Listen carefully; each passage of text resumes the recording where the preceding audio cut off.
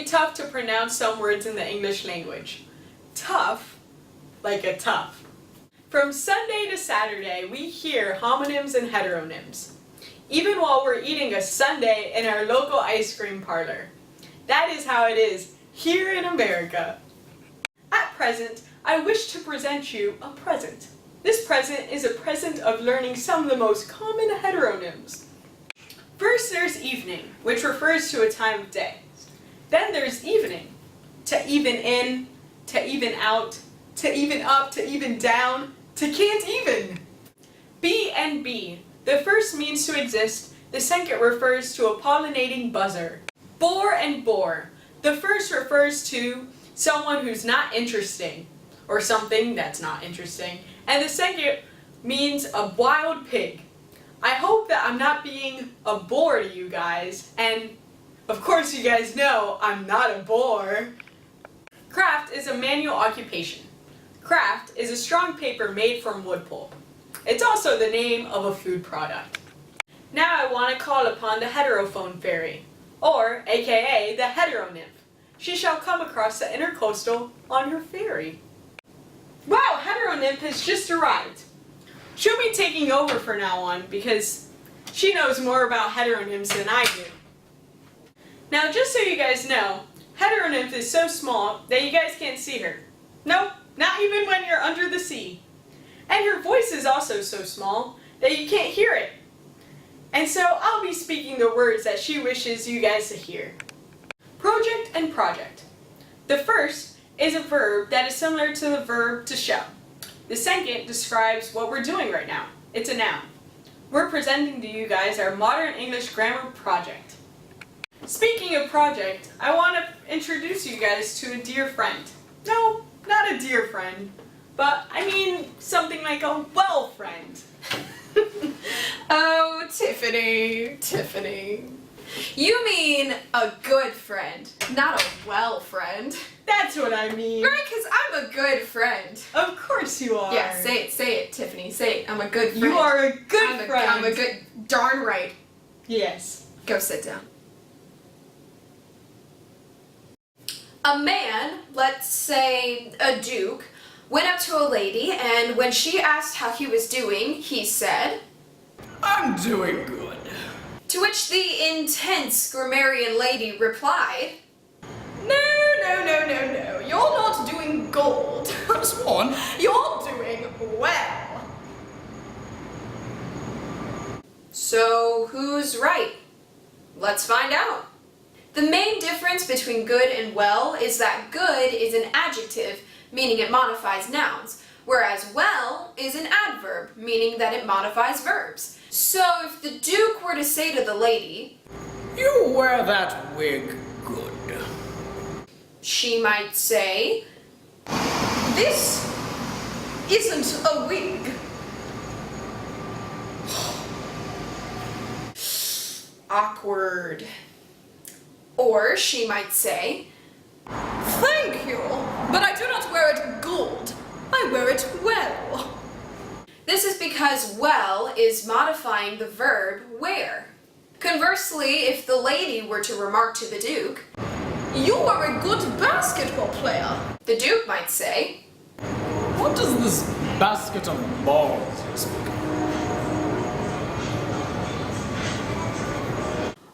or he might say, Ah, yes. Quite right. Quite right. This is because good is modifying the noun basketball player. Now, the question on whether to say I'm good as a correct response to the question, how are you, is a bit of a debate. Truthfully, saying I'm good is not wrong. See, it mostly boils down to the fact that good is used when you're describing your mood or the state of your life, whereas well is used to describe your health. So if the duke were recovering from, let's say, Ebola, and the lady asked him, How are you, Reginald dear? he might say, I'm dying.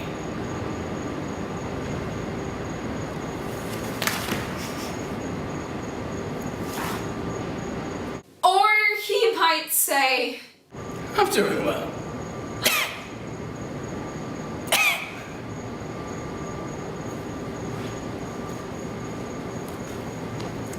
Honestly though, if you just take a look at the sentence, I'm good. Whoa, You really whoa, just- whoa. Stop. I'm gonna let you finish, but actually, no. Just sit down. Just sit down. I'll take it from here, okay? Okay. Thank you. Good job. Well done. Alright, cool. The comma is one of the most frequently used punctuation marks. And with that being said, I'm going to be talking about how to avoid the ever-dreaded comma splice and give a few examples of other common comma errors. All of this will be told through the story of Little Red Riding Hood, where we will demonstrate the true power of the comma and give a few examples of how it can either save or end a life. Let's take a look. There are two ways that this story can end. First, let's see Red's way.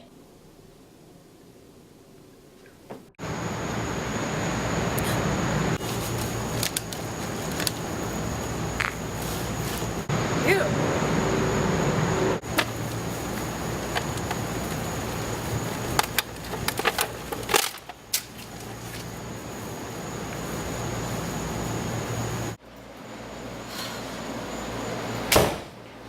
That wolf is so annoying. He has to go. First off, the comma splice. Although the sentence sounds correct, there are multiple ways that it can be written. This sentence is made up of two independent clauses. When combining two independent clauses with a comma, a coordinating conjunction must be used after the comma in order to avoid making the sentence into a comma splice. Let's eat, Grandma. In this sentence, the comma has been added in order to show the reader that Little Red is talking to her grandma and is inviting her to eat. Now, let's take a look at the wolf's side.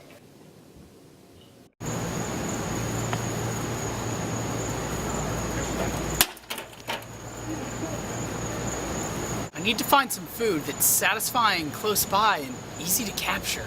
This sentence is an example of series. Commas must be used to separate three or more parallel coordinate elements. If this sentence were a two-part structure, a comma would not be needed, and a single coordinating conjunction would suffice. I know. Let's eat Grandma. Omitting the comma in this sentence implies to the reader that the speaker is speaking to someone else and is suggesting that they eat Grandma. My, what big teeth I've got. Therefore, if you guys want to save poor Granny's life, then I suggest you take commas more seriously. Hey, Renee. How are you doing? Good. Did I hear that correctly? You say van or then? Then, yes. No. No. No, honey, no. Oh. Go sit down. I'll sit down. So on that note, we're going to talk about the differences between then and than. And now we're getting to the best part of the presentation, the one that's better than the rest. If I were kidding, then this might actually be funny. Then is used to describe events as they progress through time, temporally, while than is used to compare two given factors, whether they be people or things. Not knowing the difference between the two can be a life-threatening error. For example, the statement, "the killer chased the woman, then she ran away," is deadly. See, while you're sitting there with your old pal Van comparing the quality of the killer's killing with the woman's running, the woman has already been chopped to bits. Congratulations, you've committed a murder. So in order to avoid this lethal mistake, use then to indicate a progression through time. The killer chased the woman, then she ran away.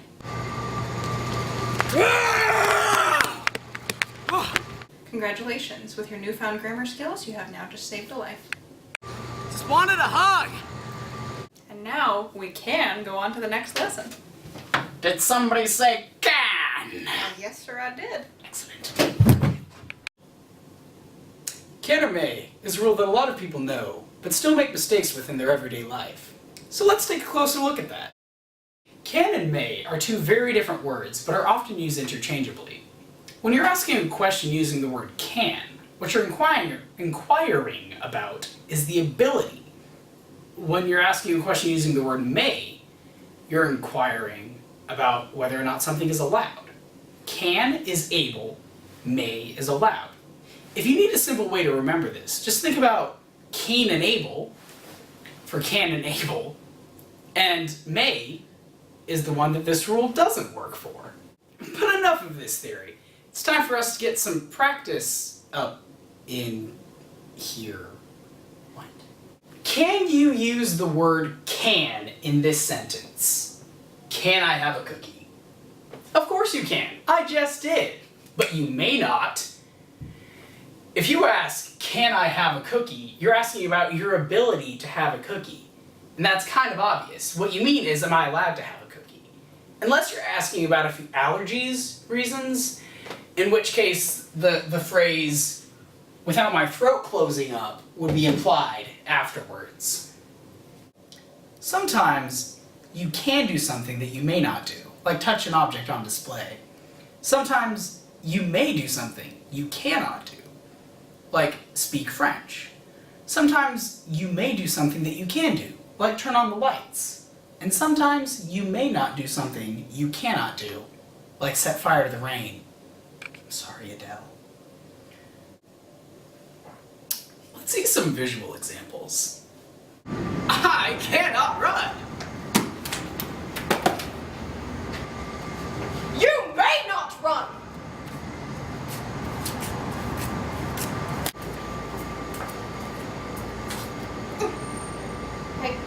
I can't lift the hammer. You may not lift the hammer! I'm not worthy. By now, you should have a pretty good understanding of the difference between can and may. And if you're still having any more trouble, just think about the difference between an all-you-can-eat restaurant and an all-you-may-eat restaurant. Now that you know all of this, you may use grammar rules more good than before. Grammar! Caleb, are you serious? What the What? heck is wrong